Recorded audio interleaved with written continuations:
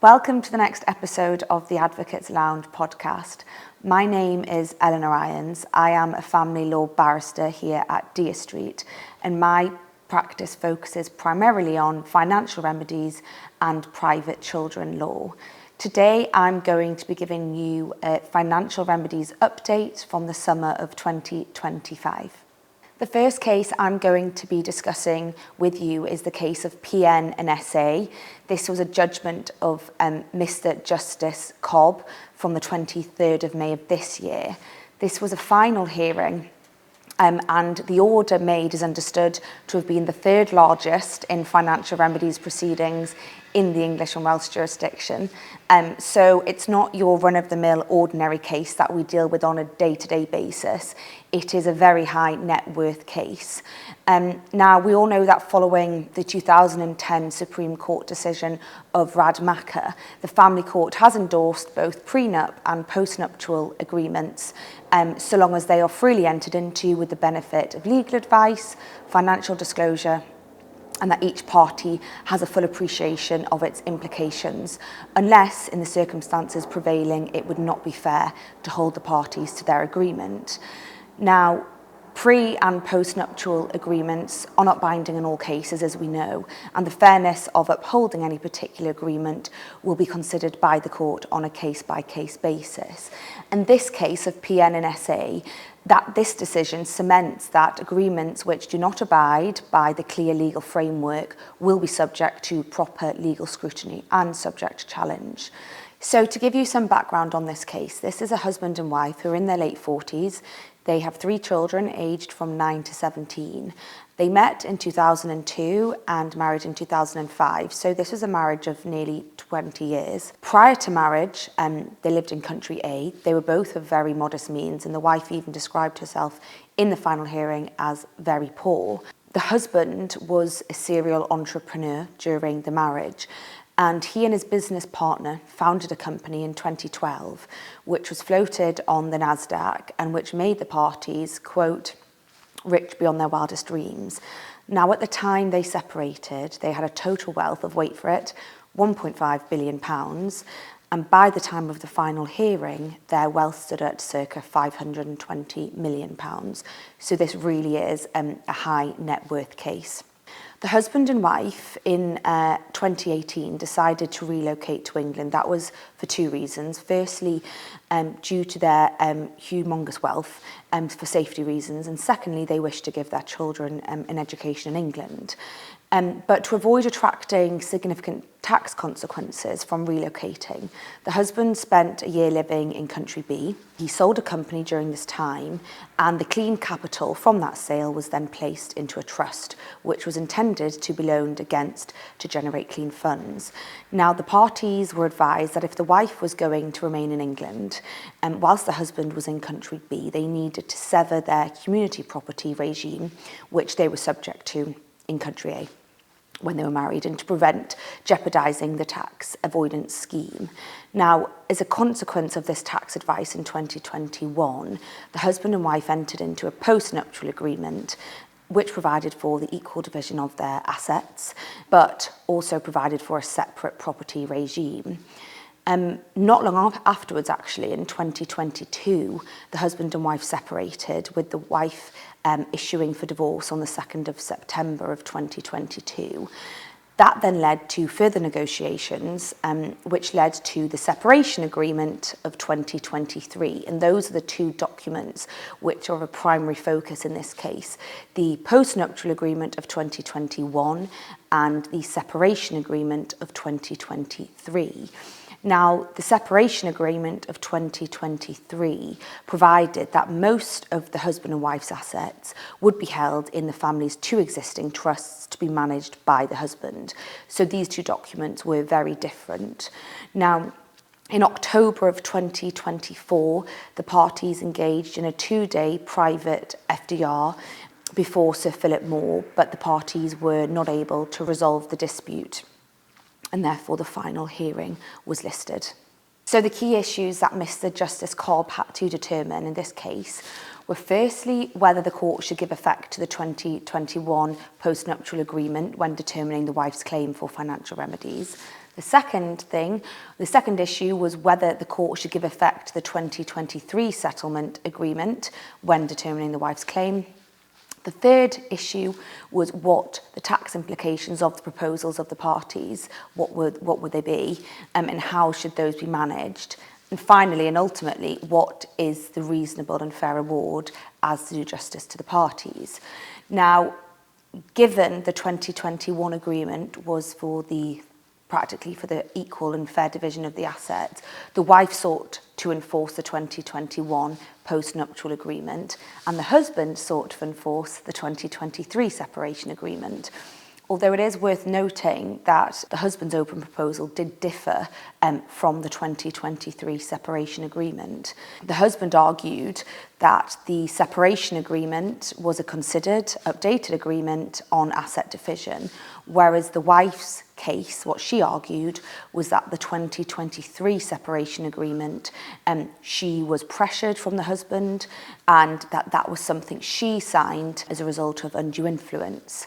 Now, another matter which the court had to decide and another dispute was essentially the amount of the total of the parties' assets. Given we're dealing with some quite significant sums, you might still be surprised to hear that there was an £80 million difference between the wife's presentation of the net asset base, which she said was circa 544 million, and the husband's net asset base, he said, was of £463 million. So they were £80 million apart, which is really quite a significant amount, even when we're dealing with these such big numbers. And the final matter in respect to the tax liability was how to deal with the potential tax liability of £12.3 million, and that was also disputed.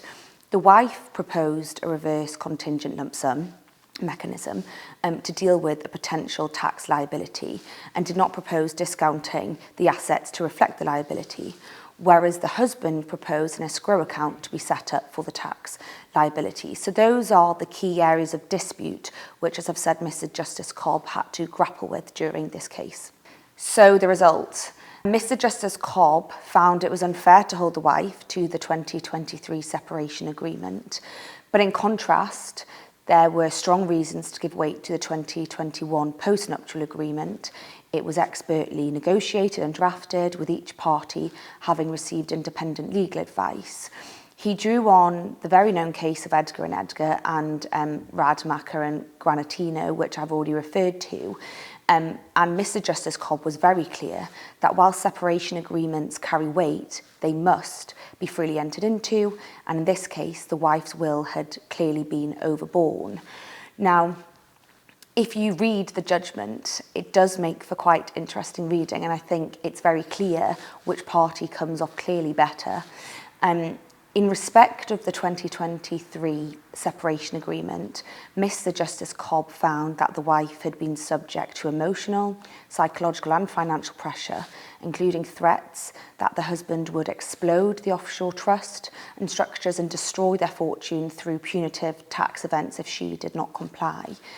He found further that the husband had used scare tactics, that he'd threatened to take the children away from the wife, emotionally blackmailing her, and saying that the impact of the 2021 postnuptial agreement would be so detrimental to the children that she would end up working on the tills in Tesco's. So you can imagine how that went down with Mr. Justice Cobb. Now, in respect of legal scrutiny, the husband did accept in his evidence that in January 2023, he had told the wife that it was best to reach an overall agreement before they spoke to a neutral lawyer. And it was found by Mr. Justice Cobb that the husband had deliberately sought to isolate the wife from her own lawyer and drive a wedge between them to use to his own advantage. So there were quite some damning findings made against the husband, and I think we all know who has done better out of the judgment. In respect of the 2023 separation agreement, it was found that neither party had behaved as if they were bound by that agreement. Further, Mr Justice Cobb determined that the parties' total assets amounted to circa £519 million, so that's closer to the wife's presentation of the case. In a further win to the wife, Mr Justice Cobb was also persuaded by her legal team that a tax liability was unlikely and therefore provided for the potential liability to be dealt with on the wife's terms, being a reverse contingent lump sum. So in total, the wife received 44.4% of the assets, a discount having been applied to reflect the husband retaining most of the risk-laden assets. So although I haven't spoken about the case of Standish in respect of this financial remedies legal update, something which I consider may be a result of Standish and Standish is an increase in postnuptial and prenuptial agreements. And I think what this case demonstrates is that in those circumstances where parties wish to engage with lawyers to draft those agreements, that they will have to be scrutinised and to abide by the very clear legal framework, regardless of the sums of money involved. The second case which I'm going to discuss is that of BC and BC. This is a judgment of Mr Justice Peel from the 30th of July of this year. Now, this case centres around a dispute regarding the confidentiality of events which took place during a private FDR and whether they are admissible in a final hearing. Family law practitioners and judges alike recognise the benefits of private FDRs, and as Mr Justice Moyston said in AS and CS of 2021, private FDRs are to be strongly encouraged. They seem to have higher success rates than in-court FDRs. Private FDRs take a lot of pressure off the court system, which is highly beleaguered at the present time, and they free up judicial resources to hear other cases that must be heard in court. The background of this case is that at a first appointment, it was recorded in the order that the parties had agreed to attend a 2-day private FDR. Now, on the 18th of July, the wife applied to the court for a hearing before a judge, not other than the allocated final hearing trial judge. And the application was to exclude or redact certain parts of the husband's open proposal sent after the conclusion of the private FDR, which the wife said were made reference to confidential material covered by the private FDR privilege. To have made that application to the allocated judge would have defeated the purpose of the PFDR for him or her to have seen that disputed material. The wife's solicitors took exception to 46 highlighted words, asserting that they breached the private FDR privilege and inviting the husband to refile an amended open offer. They further asserted that the intention was to prejudice the trial judge against the wife by implying a lack of willingness on the wife's part to negotiate after the indication. Now, the husband's solicitors responded that the letter made no reference to the detail of the offers made during the private FDR process, nor to the private FDR evaluator's indication. The husband's legal team described the disputed wording as applying to logistical details and said that if the wife suffers prejudice as a result of her own decision, the blame for that cannot be set at their client's door. So this was, of course, the wife's application to have the disputed words removed from the husband's open proposal. Now, given this is a podcast and I'm talking to you, it's quite hard to demonstrate what those 46 very controversial words were, but I will do my best. So the open proposal went as follows. We write further to the first day of the private FDR before the PFDR evaluator yesterday. Highlighted words. Of course, today would have been the second day of the hearing were it not for your client's retrograde decision to leave the building yesterday, not 30 minutes after receiving the PFDR evaluator's written indication. Then it went on to say, the husband hopes very much that, highlighted words, despite the wife's impulsive decision to end the PFDR process so immediately yesterday, some sense will now prevail. The result of this application, of the wife's application, was that the court found the statements in the husband's open offer, the highlighted words, referring to the wife's actions during the PFDR process, breached the principle of confidentiality that underpins the entire process. The court determined that such references were impermissible and did direct their removal from the offer to uphold the sanctity of the PFDR process. Now, another interesting quote from Mr. Justice Peel, again coming to costs.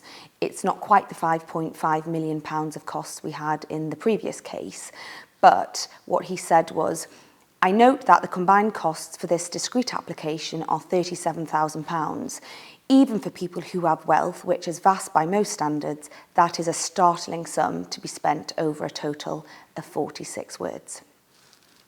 I'm sure everyone will have their own views on that. Now, what is the law? What information is and isn't disclosable from PFDRs? Mr. Justice Peel readily accepted that basic factual details of FDRs or PFDRs that are ordinarily disclosable include whether or not it took place, and if so, whether both parties had attended. That is essential information for the court, given that by Family Procedure Rules 2010, Rule 44.25e, the court, when considering whether to make a costs order, can take into account whether a party failed to comply with an order for an alternative dispute resolution or unreasonably failed to engage in alternative dispute resolution. Second is the identity of the PFDR evaluator and the legal teams. The third, the location of the private FDR. And the fourth, the length of the PFDR. Mr. Justice Peel went on to say that they were unremarkable facts, some of which were referred to or are referred to at paragraph 71 of Order 1.1 of our standard orders, which requires parties to inform the court about the following. So if the case doesn't settle at FDR, then the parties shall provide an explanation to the next financial remedies judge dealing with the case so that the court can be assured that a thorough FDR exercise has taken place.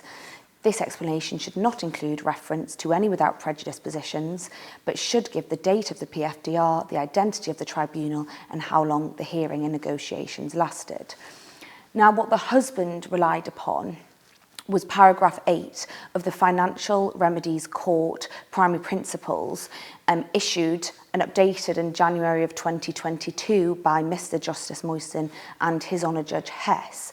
And secondly, relied upon the judgment of Recorder Allen KC in DF and YB number 2, costs 2005 EWFC 76B, who relied upon essentially that paragraph 8 of the primary principles.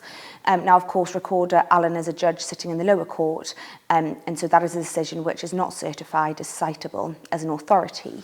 But Mr. Justice Peel concluded that the primary principles stating that the court is entitled to know, 1, that offers were made, and 2, that an indication was given, in fact, went too far, and that information shouldn't be disclosed to a final hearing judge.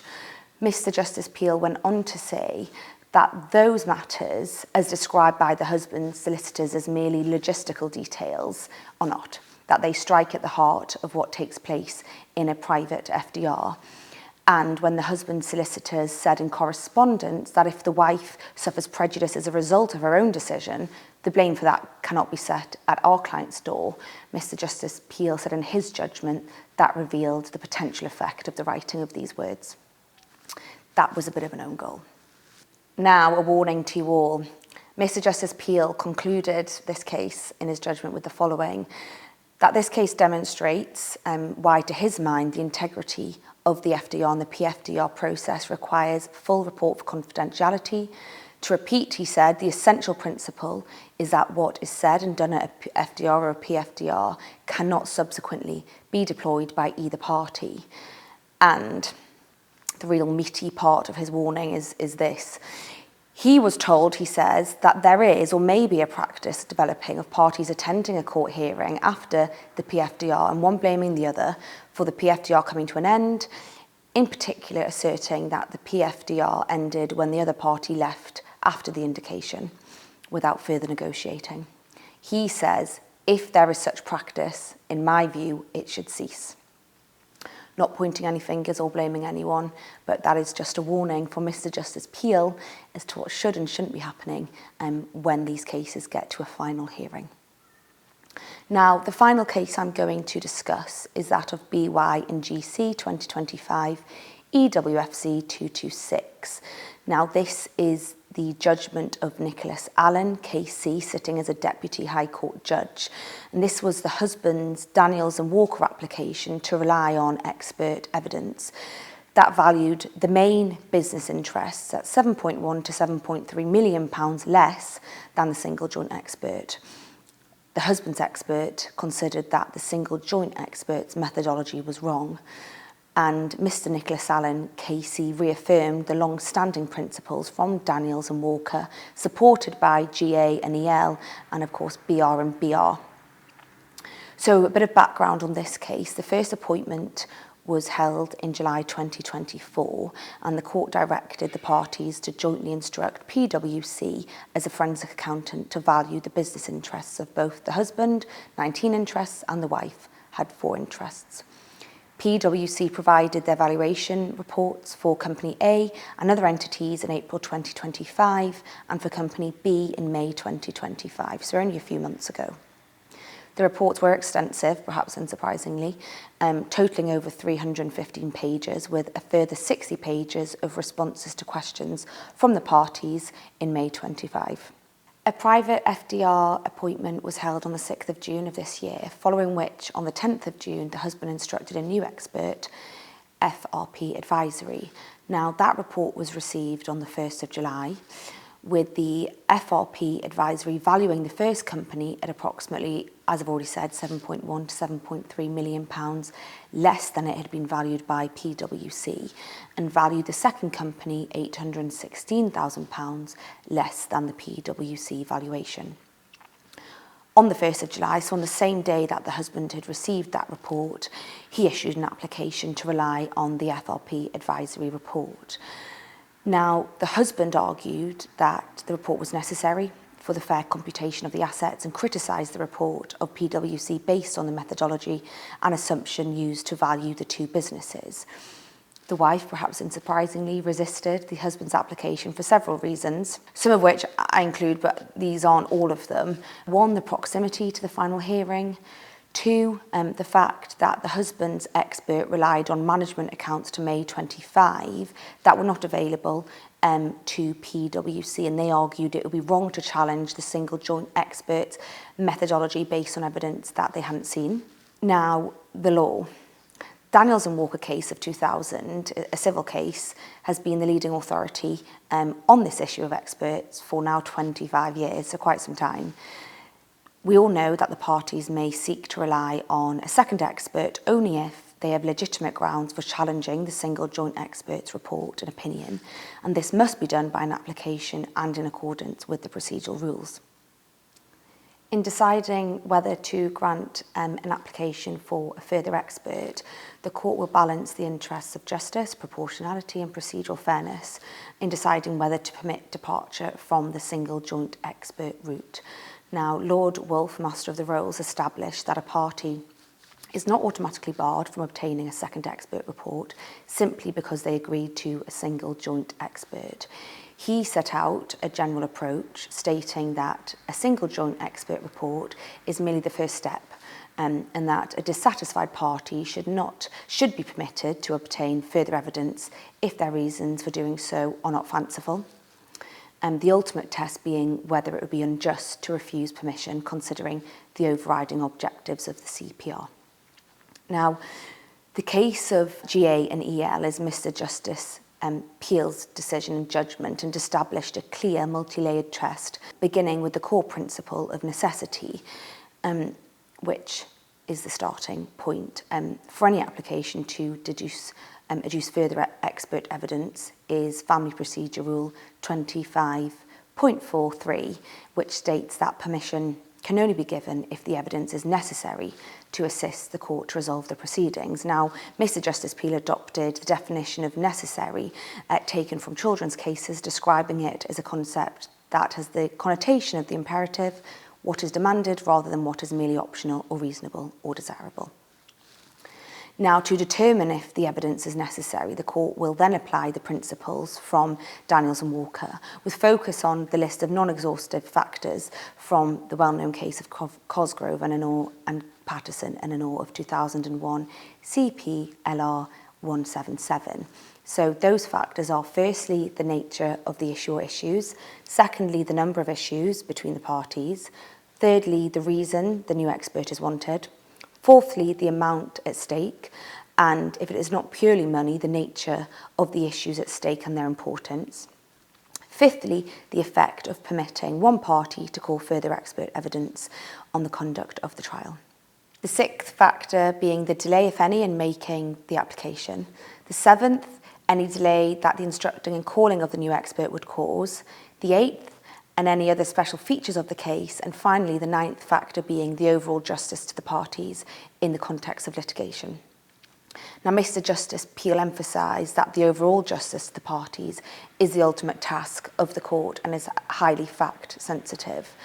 So what was the result in this case? The husband's application was in fact refused, and that the expert's report was not necessary to resolve the proceedings. Mr. Nicholas Allen KC cited Mr. Justice Moylan in H&H 2008 2 FLR 2092 saying, "The purpose of valuations in this context is to assist the court in testing the fairness of the proposed outcome and not to ensure mathematical accounting accuracy, which is invariably no more than a chimera. A business valuation is no more than a broad or even very broad guide." So Mr. Nicholas Allen KC in fact rejected the wife's argument that the husband had delayed in bringing his application. He said the husband had in fact filed the application promptly after the private FDR appointment, and that upon receipt of the completion of the new expert's report, which we know the day he received the report, he then made his application on the 1st of July. Mr. Nicholas Allen KC found it was reasonable for the husband to wait until after the private FDR, as the focus at that time was on the negotiations and settlement and not on incurring costs for an application that might or might not have been needed in that context, which you can see why. And Mr. Nicholas Allen Casey accepted the husband's reasons for challenging the single joint expert's report were not fanciful, that the FRP advisory report was described as full and reasoned by him, providing a clear critique of the single joint expert's methodology and figures for both Company A and Company B. Mr. Nicholas Allen Casey said that it is the court and not the expert that determines the final value. The single joint expert report, despite the significant difference in figures around £7.1 to £7.3 million, was considered sufficient for this purpose. That if the court granted the husband's application, that would inevitably entitle the wife to instruct her own expert to maintain equality of arms. And the judge agreed with the principle that a party should not be forced to rely on a single joint expert if the other party is allowed their own expert. That granting permission in this circumstance would inevitably make a final hearing be adjourned. That was all but inevitable, and therefore it would incur significant delay in this case.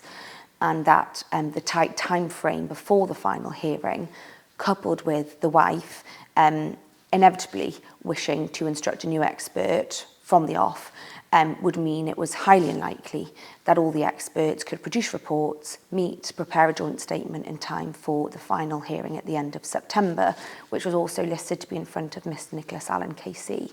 He said that that would be unjust and unfair to both parties, given the already lengthy procedural history of this case.